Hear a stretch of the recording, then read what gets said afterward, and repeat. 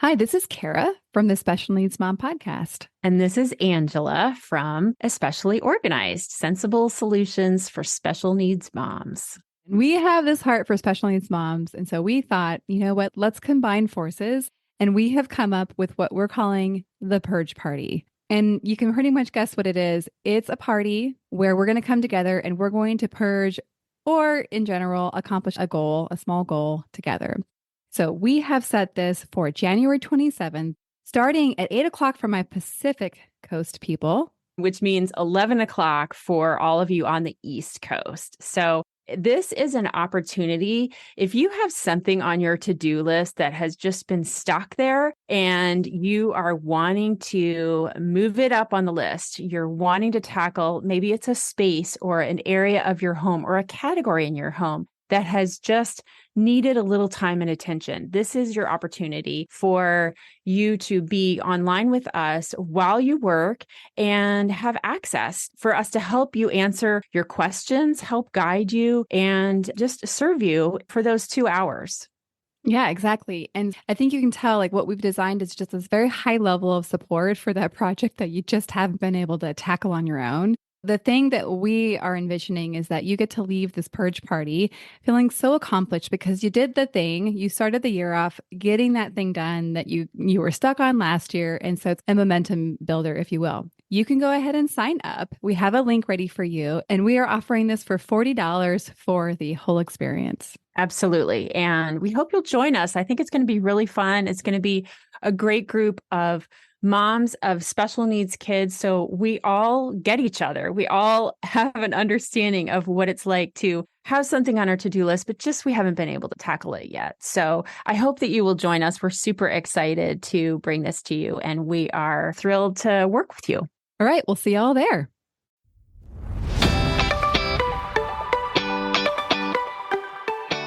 Hi, I'm Kara Riska, life coach, wife, and the mother of 4 incredible and unique kids. It wasn't all that long ago that my son received a diagnosis that had my world come crashing down. I completely lacked the ability to see past the circumstances, which felt impossible, and the dreams I once had for my life and family felt destroyed. Fast forward past many years of surviving and not at all thriving, and you'll see a mom who trusts that she can handle anything that comes her way and has access to the power and grace that once felt so completely lacking. I started the Special Needs Mom podcast to create connection and community with moms who find themselves up against what feels impossible. My intention is to spark the flare of possibility in your own life and rekindle the dreams that you hold impossible now. This isn't a podcast about your special needs child. This is a podcast about you. If you're a mom who feels anxious, alone, or stuck, then you are in the right place. Welcome.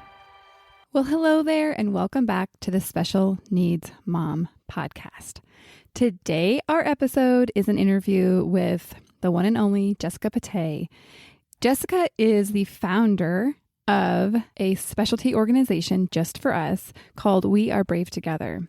Jessica is crazy passionate about girl time, and from this passion, one thing led to another, and she started developing girl retreats specially for special needs moms. As a special needs mom, this passion she carries for gathering women comes out as she encourages them, mentors them, inspires them, and of course validates their intense and precious journeys.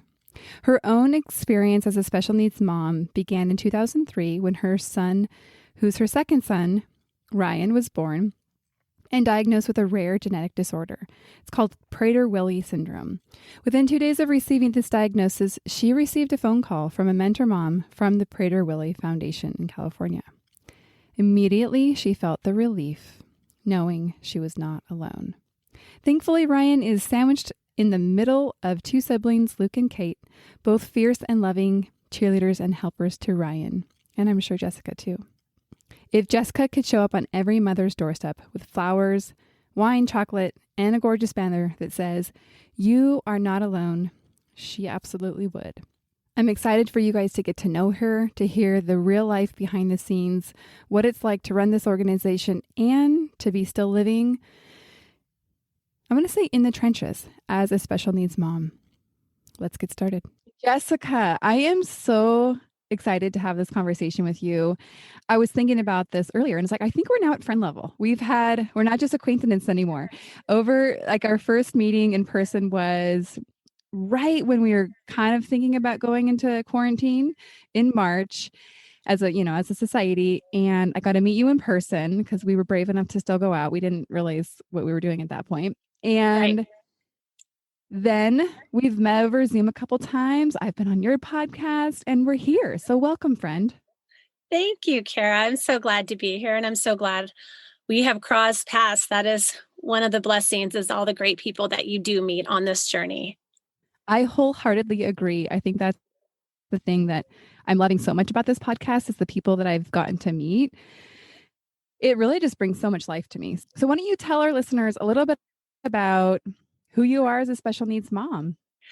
I am Jessica Patay, and I've been married to my husband for almost 24 years, and we have 3 kids.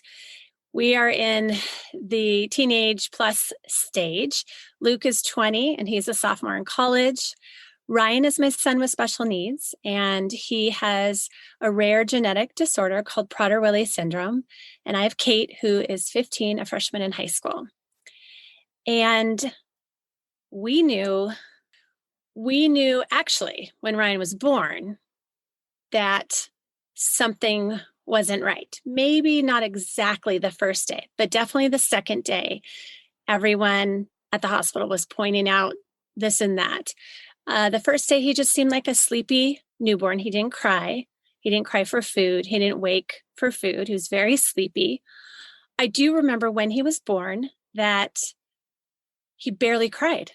When he came out, babies come out screaming bloody murder. What have you just done to me? Baby.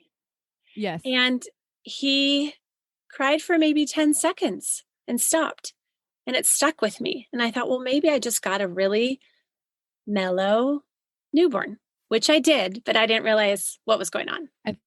I thought the same thing when my firstborn was born. He had jaundice, which can make the kids very sleepy. And I thought, well, this is easy. Little did I know that my son has had dangerously high levels of bilirubin in his blood. Oh, so anyhow, goodness. Keep going. Very different. And he was totally fine. But keep going. So we spent a month in the hospital, not knowing what was wrong. And my husband actually found Prader-Willi syndrome online. This was before smartphones.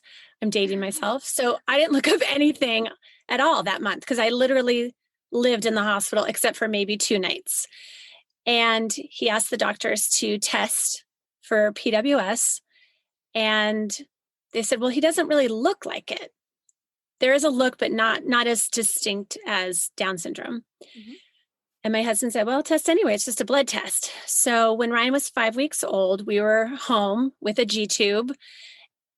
Our pediatrician called and told us that, sure enough, Ryan did have Prader-Willi syndrome. So that's how it began. It was rare. It is rare. It's scary to read about. It encompasses so many different aspects that it just sounds so weird. And the strangest thing that you read about is that in childhood, an insatiable food drive kicks in. So food is like air to kids and adults with the syndrome. And if your body doesn't tell you you're full and you have underlying anxiety and obsessiveness, it becomes such a strong behavior, a food-seeking behavior, a need for food. Sometimes, well, it is life-threatening. And so to read that in the very beginning was so scary. And we didn't really have anybody in our world who was having babies, have anything wrong with their babies. So we initially felt very, very alone. Mm-hmm. I had one friend out of state with 2 young girls on the autism spectrum, but far, far away. And then we got connected with the Prader-Willi California Foundation, and we found our people, and we knew we weren't alone. We found people in our area, in the South Bay where I live, Southern California. And so that was a huge relief because at first we thought we're alone. We are alone dealing with this crazy syndrome. We have no idea what's coming. It is a spectrum disorder. So you do all the what ifs, right? Mhm. And you can't answer that. No one can answer that. But then we found other families. And I also had a mentor whose son was a few years older than Ryan. So she had experience and she was amazing and such a great, honest support. Yeah. What you say rare, obviously it's rare, but let's talk about how rare. Just because I want to get an idea of what the community that you do have is like and kind of what that meant to you. So it sounds like is it a Facebook group? Did you say that, or am I just jumping Well, to this was conclusion? before Facebook. Okay. So Ryan was born in 2003, and we had these Yahoo groups by email. I Sounds so remember that. archaic. It sounds so archaic. So you would get a million emails with different people asking questions and responding. And Yes, I remember that. honestly, it was overwhelming. It was overwhelming. And probably like a Facebook group would be overwhelming to somebody grappling with a new diagnosis. I would say the Facebook group, because like my experience with the Facebook group was because my son's condition, one of them, is very rare. And there's a lot of parts of it that are very hard to explain to the common person. They just don't get it. And it's Right. I can explain it medically, but that does not help. And so I'm sure. And actually what's interesting is because your son, the condition is called hypothalamic, or would create hypothalamic obesity, right? Would be Mm-hmm. what he would experience. And I happen Yeah. to know what that is because a lot of kids that have the surgery that my son had end up with hypothalamic obesity, which for everybody listening, essentially from this way of getting it, your hypothalamus is disrupted, and therefore your brain doesn't have the ability to tell your body you're hungry or you're not hungry. So it's always hungry. And it does when you think about this, you think about the experience, what that would feel like. It is hard, very, very hard to imagine. And I can't even imagine parenting that. And so in our case, Levi doesn't have it, but he has a lot of impulsivity that and obesity. And so a lot of his doctors have wondered if he had it. I don't think it's the kind of thing where you can have a little bit. You either have it or you don't. Is that right Mm-hmm. from your understanding? Right. Yes. Yes. Yes. There is acquired PWS as well, where it's a Yeah. byproduct of something That would else. be what I'm familiar with. This Okay. Yeah. And kind of getting back to where we was going with this is the Facebook group that we are a part of is like life for, I don't actually go there a lot anymore because I don't have any questions really. But in the early days and when there are questions, like I know we're going to be coming up on a time where we're going to have to artificially induce puberty. And it's going to be so amazing to have the resources of this army of mothers and fathers, there's both in there, that have already done this and have so much insight. And it's crazy to be able to go to the doctor and be like a little bit more educated than they are because of the rareness of these conditions. And so Right. 2 cheers for Facebook. I know there's a lot of controversy about it, but I'm going to say yay right now. I will agree with you just because of how I've certainly benefited from Facebook in general in the last 10 years, really. And also being able to create a community online with We Are Brave Together, which I'm sure we'll talk about at some point. I think if they had had those Facebook groups in the beginning, I probably would have jumped in for sure, because you're just so curious. You're so curious. Everything is new. You're going to a million specialist visits the first year. So I would be asking people a lot of questions. I had other people to go to that I met through the support groups here for the Los Angeles support group. Now that Ryan is 17 and a half, I really don't jump in the last several years to those groups, even though they are there, they do exist. Just because if I have a burning question, I usually go to my thread of 6 other moms who have children with PWS of various ages that we have bonded through the years. So that's who I go to now first. And then if they can't answer or direct me, then I would call probably the Prader-Willi California Foundation or the national organization. See, that's amazing. So many moms I talk to don't even have a foundation. Like it's so rare. And so I'm so glad for you that you do have this connection group and this support area because it's so helpful. So he's turning 18, it sounds like in 6 months. How is that when you think about him turning 18? I think what I'm referring to is at that point, essentially, you get locked out of being able to even know about his medical care. I think he can sign something so that you can be a part of it. But I know my good friend who her daughter's turned 18, she's like, I couldn't even access their records anymore. It's just crazy. And for me, parenting a child that has so many medications to manage, who then also is very impulsive, it's a little terrifying to think about him managing himself when he's 18. So I guess you're so close. What are your thoughts on it right now? What scares me is we're actually behind on starting the conservatorship process. We will need all 7 parts. We haven't started yet because we have other things that we've been battling the last couple of months family-wise. And so that makes me very anxious. And that begs the question, even if we started the process, the courts are backed up. Mm-hmm. I'm told it's okay, even if we don't get it done by the time he's 18, even if our court date is September. Yeah. We'll be okay. But what does that actually mean? So at the end of June, will I have any trouble getting his medication? So I'm really behind, and I'm not normally someone to be behind on something as important as this. And my husband's an attorney, but he's not a conservator, attorney. He will be very helpful in reviewing documents. Yes, and he will. You got to have on your side. He was so slammed the last quarter of the year that he didn't get to it. I kind of assigned him, like, this is your job to find.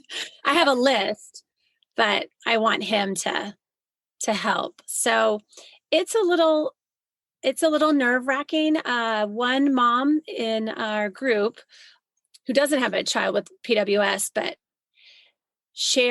did a workshop for us and about life after high school. Mm-hmm. And she said that turning 18 is like getting a new diagnosis. It's overwhelming. There's so many logistics, bureaucracy, things to learn, things to research. So I have that thought in the back of my head, and I'm just sort of keeping it on the shelf because I think if I opened the box right now, it would overwhelm me. So we'll one step at a time. Yeah. And I think I guess I want to just put an idea out there for anybody as they think about this. And I'm sure it can feel like another diagnosis.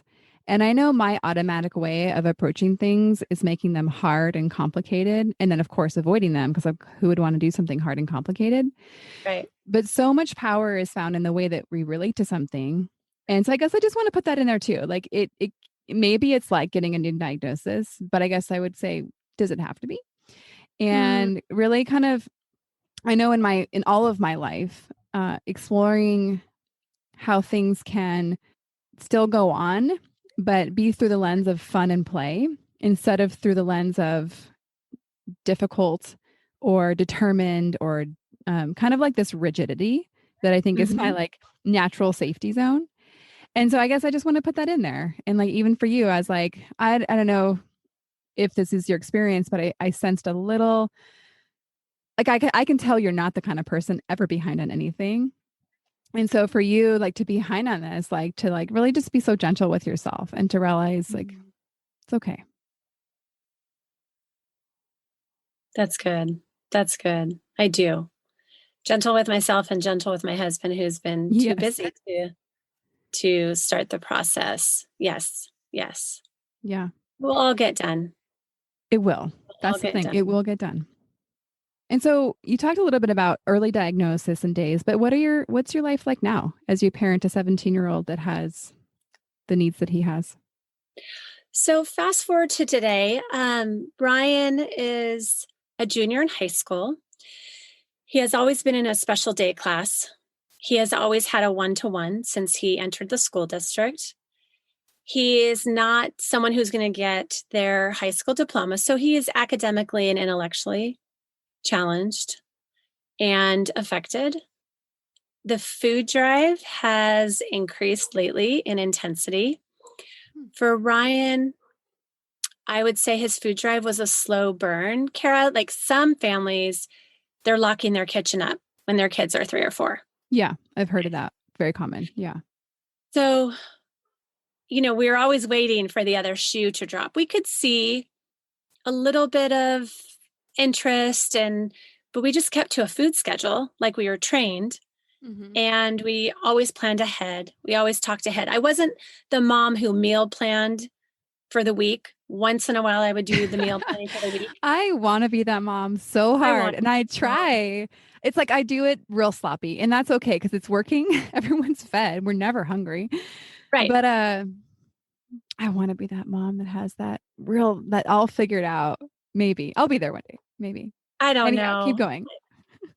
Well, and this is a little side tangent, but I think for me, why I love having people over and entertaining, which we're not doing right now because of COVID. But the everyday cooking is hard for me. And I think because in PWS, food seems like the enemy because it's dangerous. If it gets too much, it's dangerous. So I don't know. I think there's something on the subconscious level that I'm like a little bit, annoyed with. And it's not with breakfast or lunch, but it's dinner. I don't know. So today in our everyday life, our kitchen is locked. We locked our kitchen when Ryan was 13. So we had a long run where we did not have to worry about him taking food. And he's actually never taken food at school, which is, I don't know why. It's crazy. It's not usual, but he doesn't. He doesn't dig in the trash cans. He doesn't take a cookie that was left out at some school party or event. He doesn't talk about it, which is really interesting. I always tell his school team it could change tomorrow. Yeah, what's interesting is it developed over time. And what's interesting is my son does. So my son, I call him like a little baby bear. And he would scavenge the lunch tables, or like there was a box of food when they went to in-person school that like kids would discard their unwanted food. So he would like kind of scavenge that. And he would also do things like throw away his lunch and then go in line, or he would eat his lunch and then go in line for school lunch. And then also a lot of stealing of other people's food. So that's a hard conversation to have with the other mom of, sorry, your son didn't get to eat today. My son stole and ate your lunch. And actually I didn't have that conversation, but it's in the sense that like they didn't share who the student was, but I know that the parent probably has put 2 and 2 together.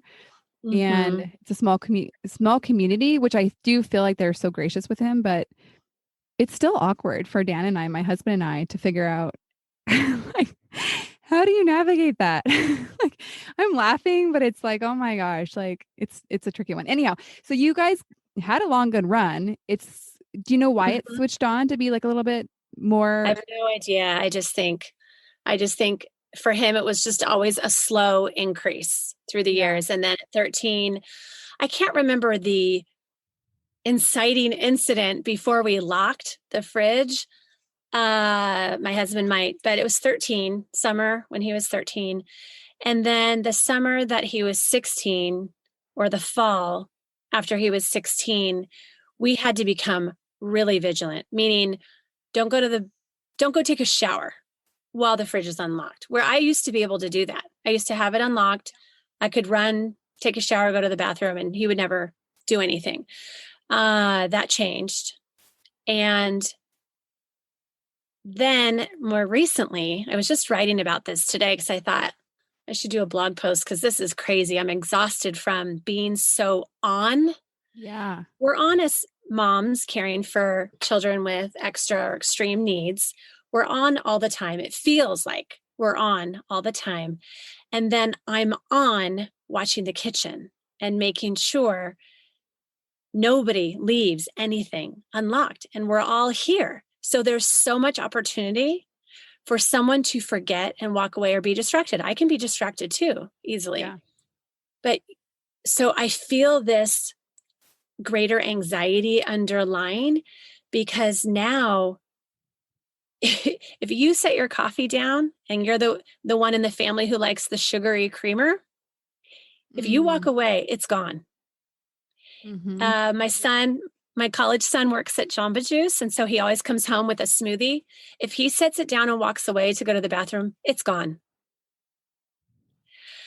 So, and now I'm even waking up in the night to check and make sure that the kitchen is locked. Like kind of from an anxiety thing, kind of waking up and saying, oh gosh, I got to check kind of thing. So Yes. not from I'm going to be super responsible. It's more like your instinct is kind of just overdoing it just a touch. Yeah.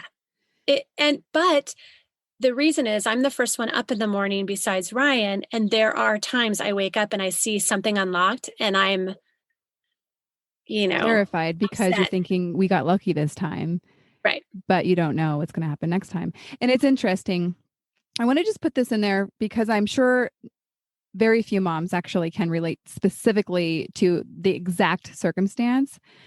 But I think if we zoom out a little bit and look at a bigger perspective, I think anybody can relate in this, especially those that are managing any medical condition or even behavioral. Like when your child doesn't behave in the way that they would be expected to, they can get into dangerous situations.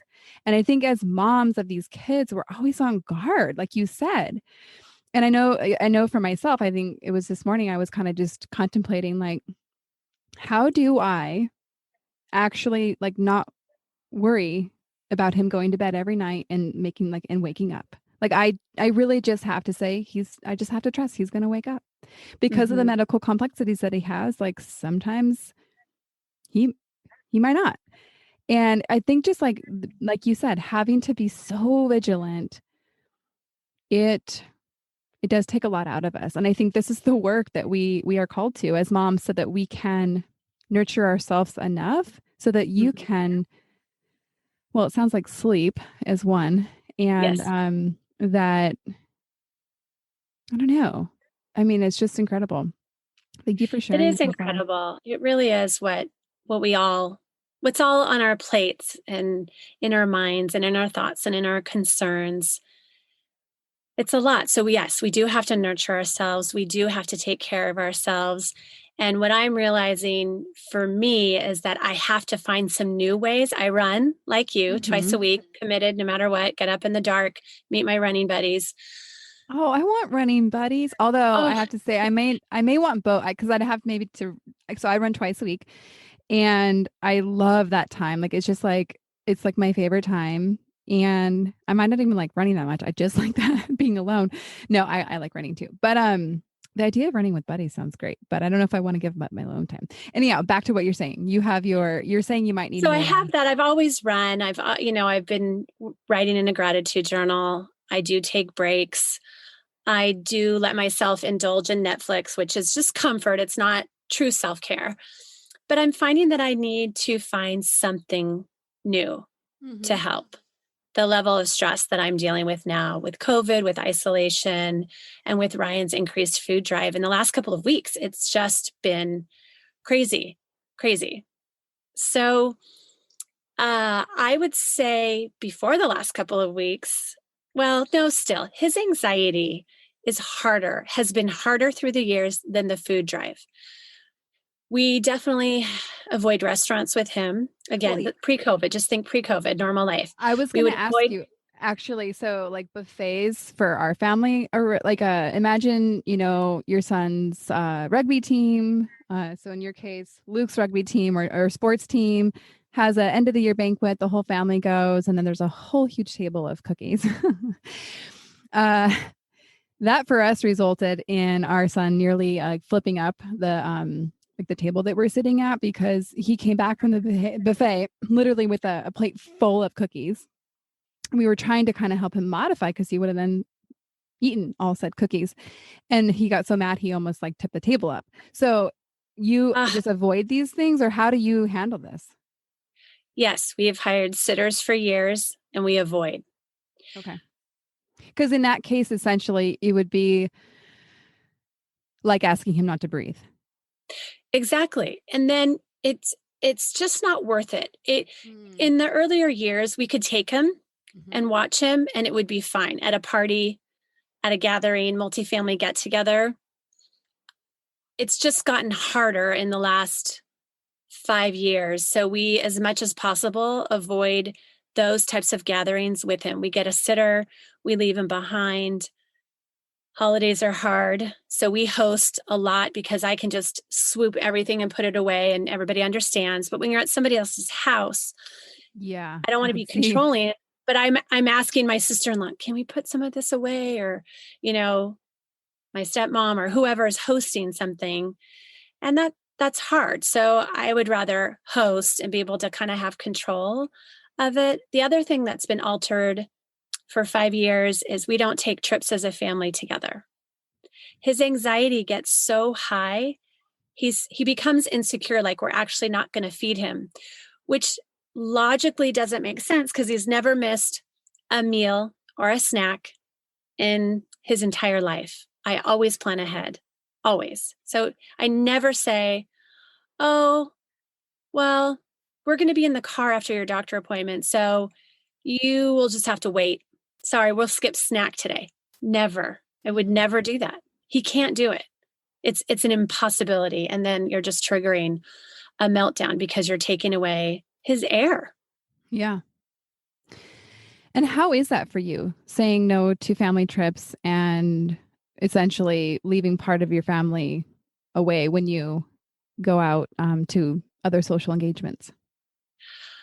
I don't mind leaving him behind because he's happier at home. Okay. I was Now, wondering how that is. Yeah. yeah, he's happier at home. He would want to go for sure. He would want to go on a trip for sure, but he would just become a mess. And then the whole time it becomes about Ryan and not about my other kids, not about my husband and I. So I don't feel any guilt leaving him behind whatsoever because everybody needs a break and he's happy at home. As long as I get a sitter that he really likes, he's not missing out. He really isn't.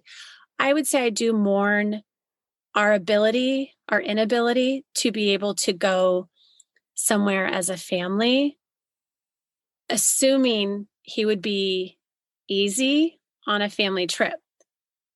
If it's going to be difficult for other reasons, other anxieties or behaviors or what have you, and the others are struggling, especially as your kids get older, when they're little and it's all they know, they tolerate so much.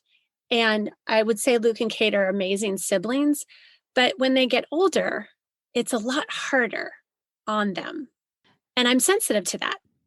I was going to ask what it's like or what you experience of the impact of just like something simple, like locking away all the food for the other kids, where I know for our kids, there's a lot of adaptation that we've asked them to do based on what Levi needs. And it sounds like obviously it's the same for you. So how do you see that goes for you and your family? We're so used to it now, but I think when Ryan was 13 and we had to lock everything, you realize how many times you open the fridge or pantry per day, but then you quickly adapt. It's not a big deal. It's not a big deal anymore. I love I don't know, the way that you said quickly adapt. It just gave me like a window into how malleable we actually are as humans. And I don't think we give ourselves enough credit a lot of times. And I just thank you for that. Yeah. Like you're like, we just adapt. Like we just figured it out. We might roll our eyes and say it sucks. I mean, we're very open about it, like, this is so hard. Or, Ryan's been taking stuff out of their rooms or ransacking their rooms if they forget to lock their doors. We put locks on their doors a year or two ago because he would just go in. And there's no way to prevent that. There's no way for me to be one-on-one with him every second of the day. So we let them have locks, but then if they forget, he'll go back as if he's taking a nap and I'm doing work in my COVID bedroom office. And he could be ransacking one of their rooms if they left it unlocked. So yeah, it's interesting how much I'm like, okay, you've gone before me on this road, and how much I don't think I realized like how much overlap there was in a lot of the behaviors. They're obviously very different too, but yeah, we parenting a child that's had their things stolen over and over again by another child, a sibling. It's we haven't figured this out yet over here on my side in the sense of like, because also you think common sense. Oh, well, like make Levi replace it, and he'll be like, yeah, sure, I don't care. Like, won't replace it. It is not going to stop the behavior, but then Right. also he doesn't necessarily have enough money just to buy everything that he destroys. So there's also not there's not a way we can actually truly make this right again. And again, we haven't figured it out. And if we didn't, there's not enough vigilance that we could have to prevent it from happening. Right. Right.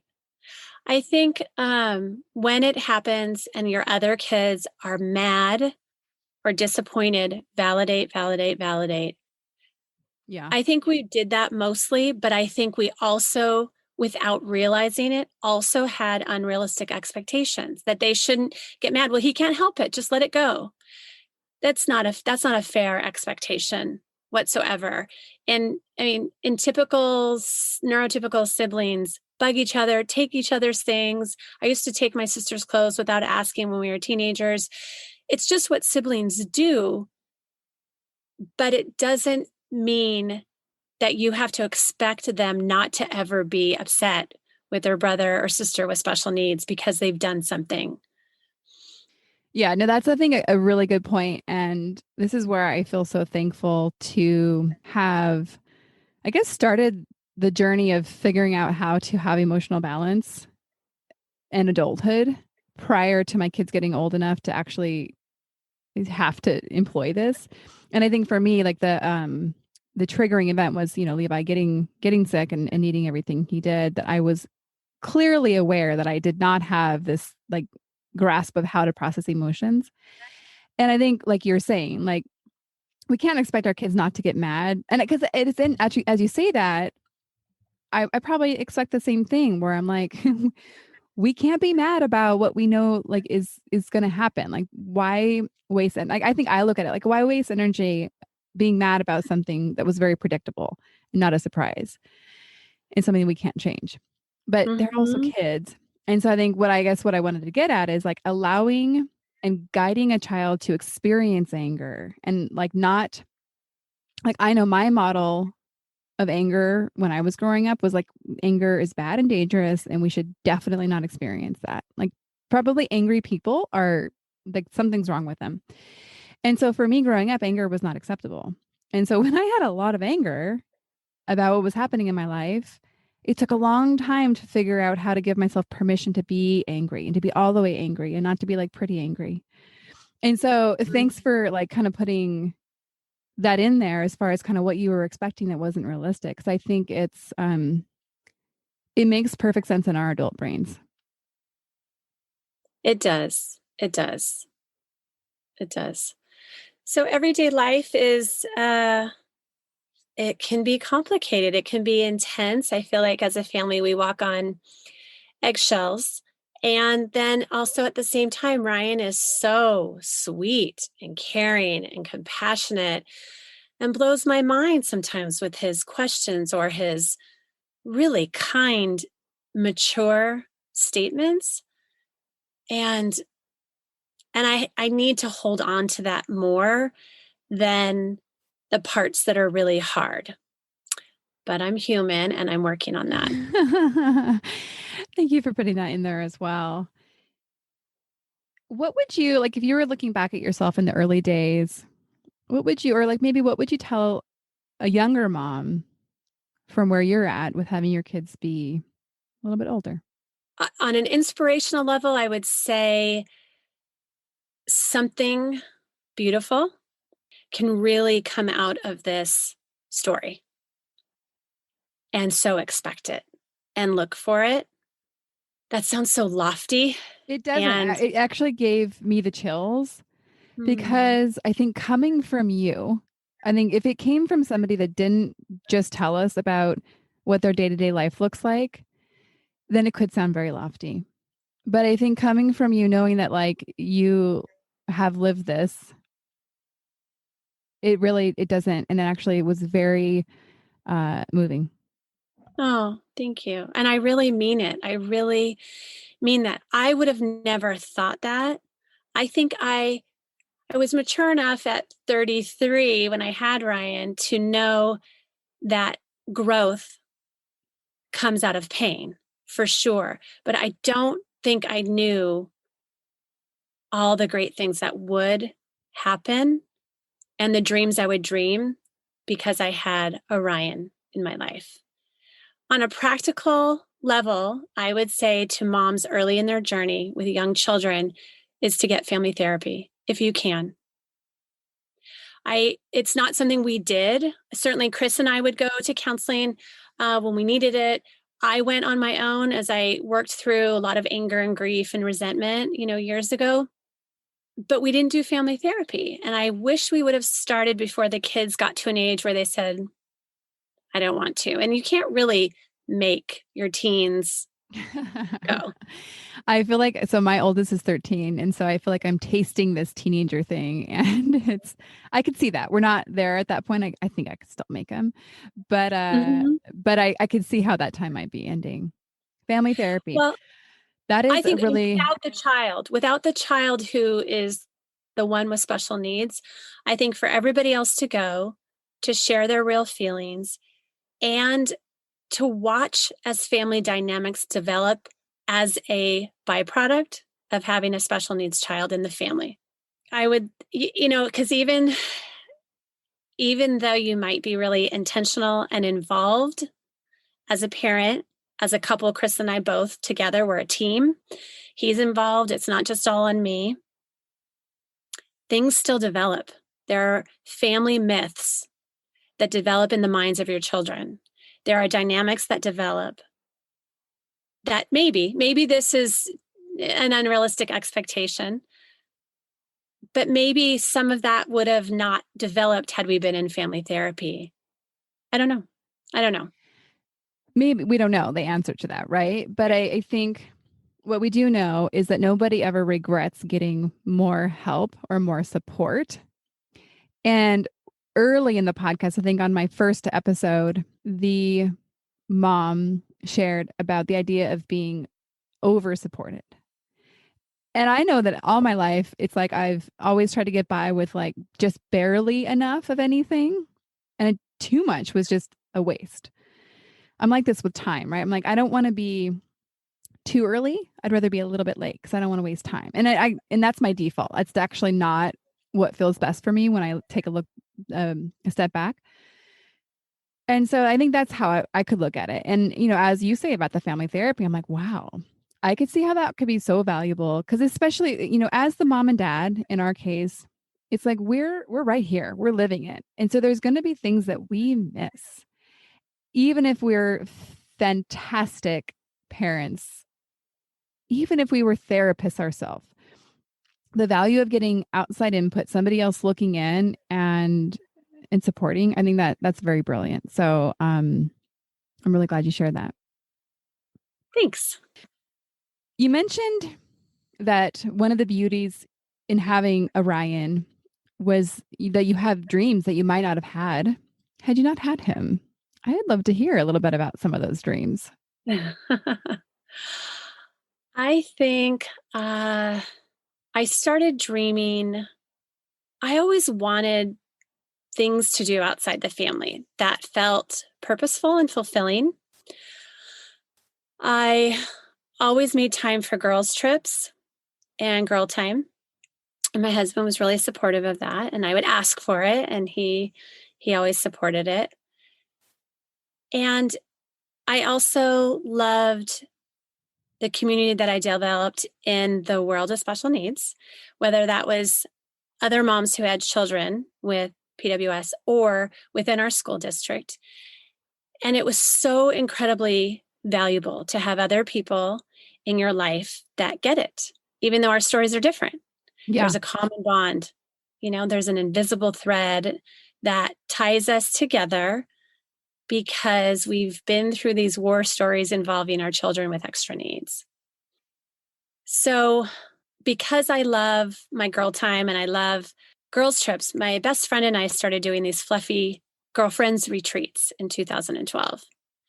And, we really thought we'd go run with it, maybe as a business. I don't know. But then one day we turned to, and we started doing them in Nashville and Austin, and we would invite friends and friends of friends retreats, and they would be these intimate retreats, and we'd have a speaker so that it was not just fluff, but really inspirational as well.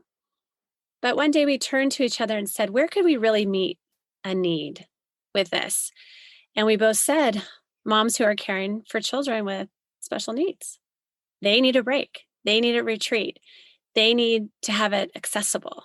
So how are we going to do that? How are we going to get investors so that we can create these opportunities for moms to get a break, but it doesn't cost what it costs?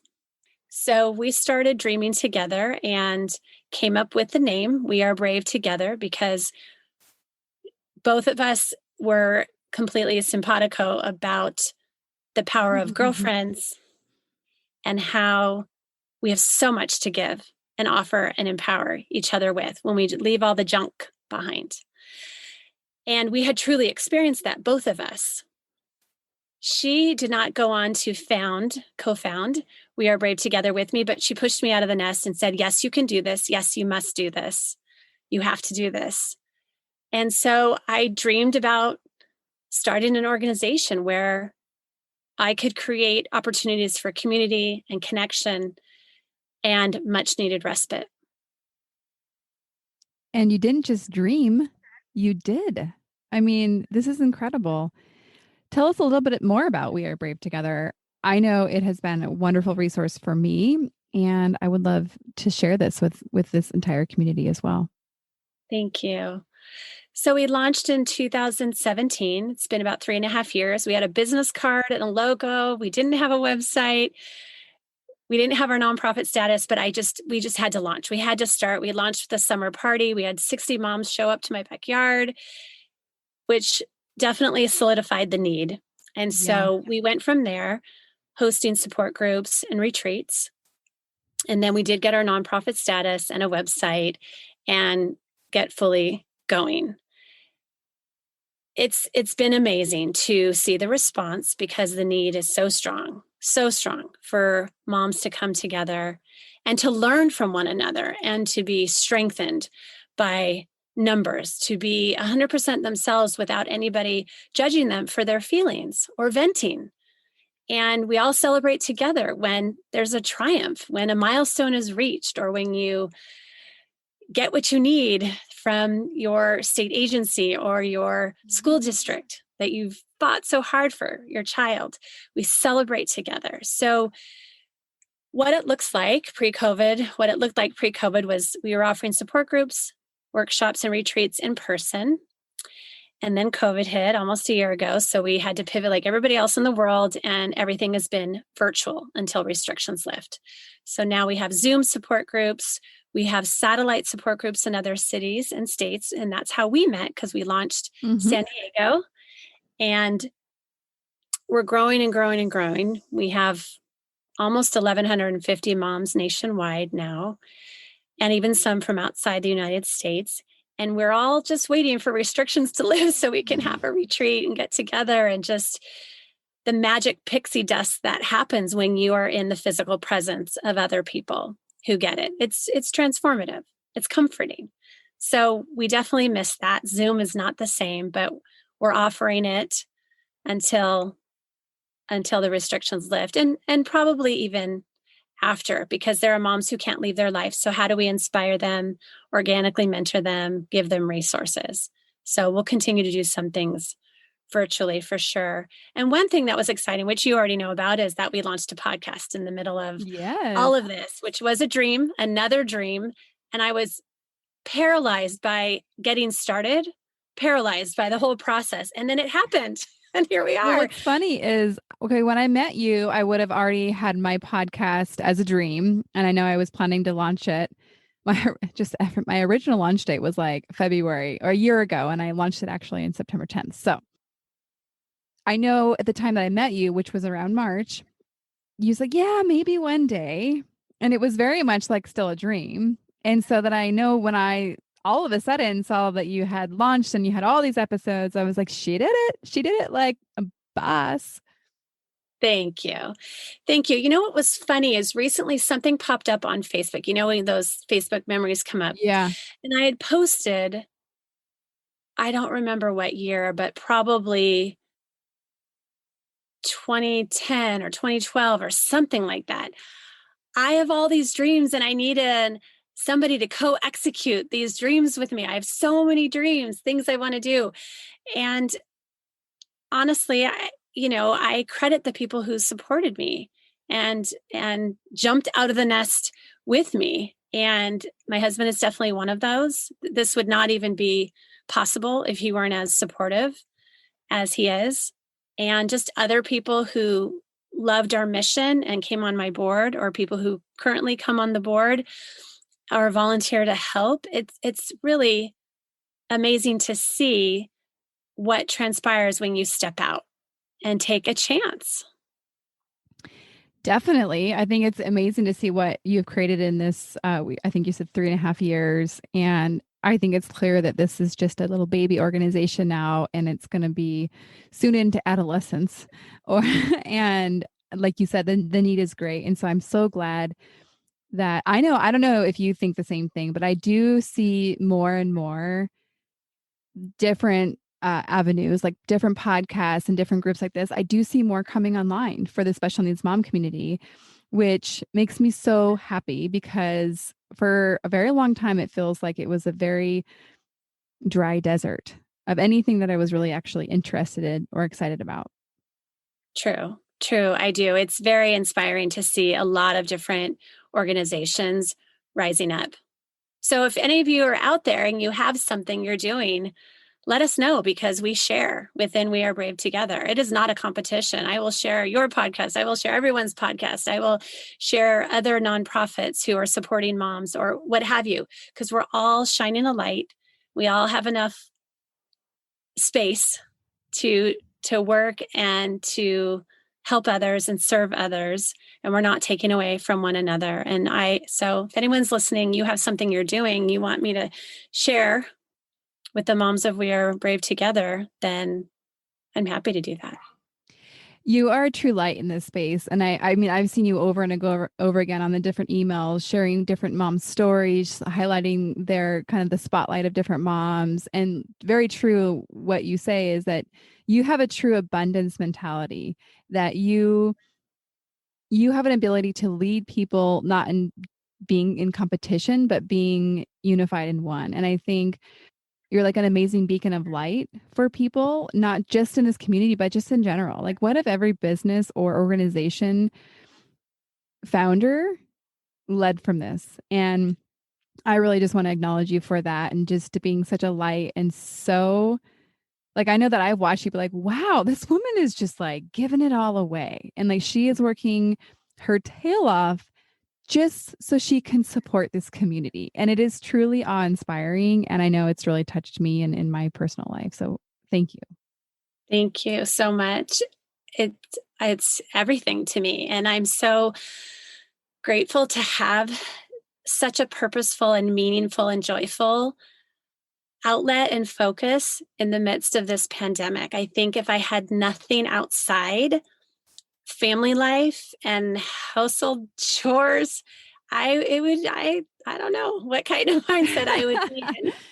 I'd like to say I would rise up beautifully, but I'm just I'd get really myself into a lot of trouble. I think I would just, it wouldn't be good for me. I know I need to have these projects, these outlets. Like, for me, I think it's a way of me processing my own life, whether it's me redoing my room or garden back or the podcast. I think it's all an experiment in figuring out who I really am.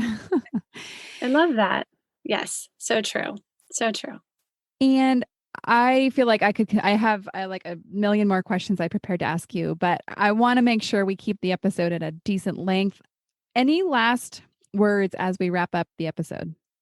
I would say that just to be really, really honest with yourself, how you are really doing in the journey.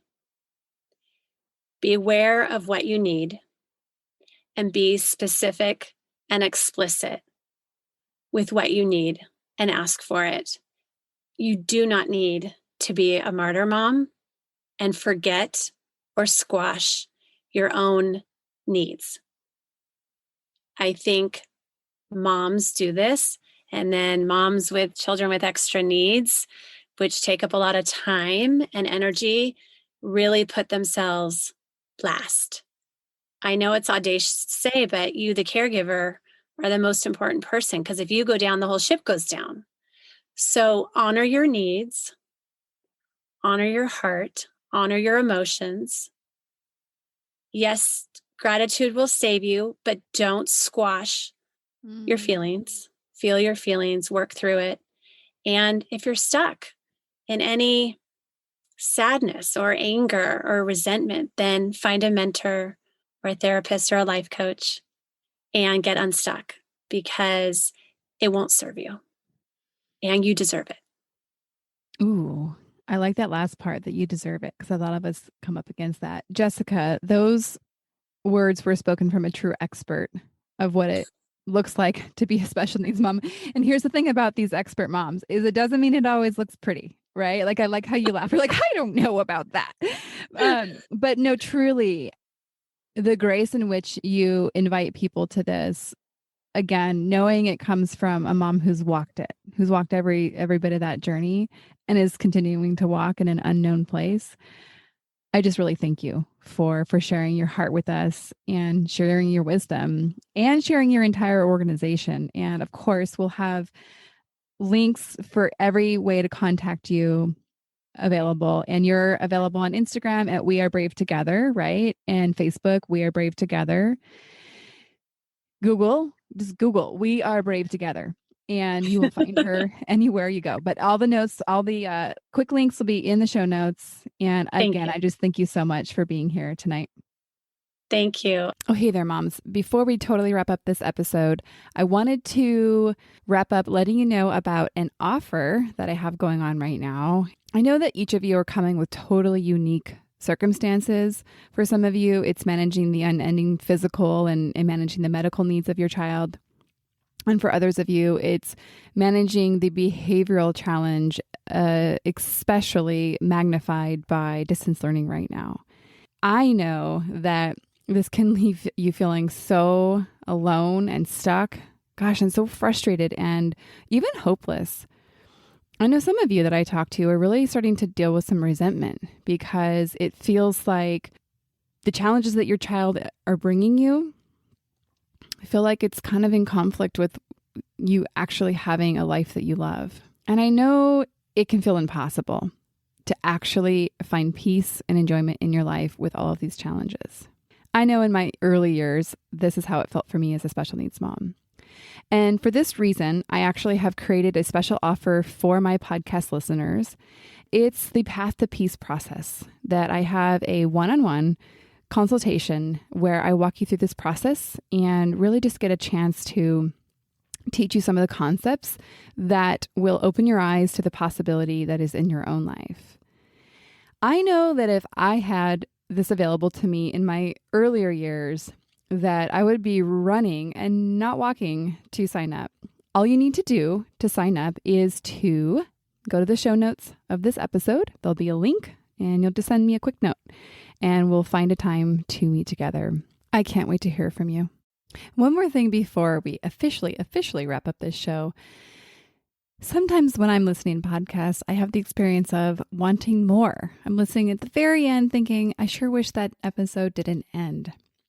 I invite you, if you feel in any way the same way, I invite you to the Special Needs Mom podcast community, which is a free group that I host on Facebook, where we as a community of fellow moms who listen to this podcast and are experiencing life in similar shoes, get to talk to one another, get to share stories, get to actually interact. I hope you'll consider joining. See you over there.